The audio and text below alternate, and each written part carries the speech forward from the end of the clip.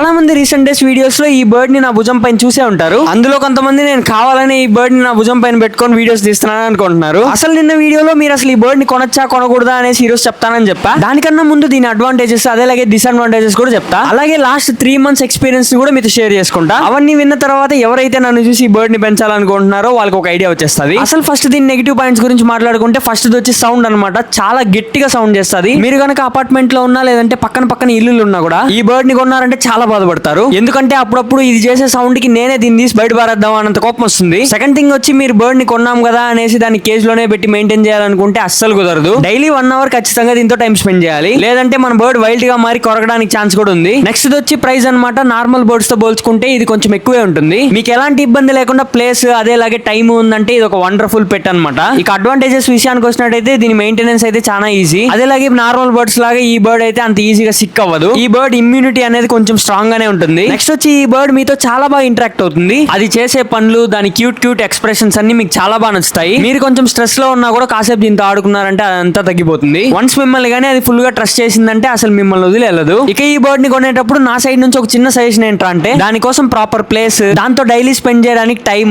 అది ఏం చేసినా భరించే ఓపిక ఉంది అనుకుంటే ఖచ్చితంగా కొనుక్కోండి. లేదంటే 1% కూడా దాని సైడ్ తొంగి చూడొద్దండి.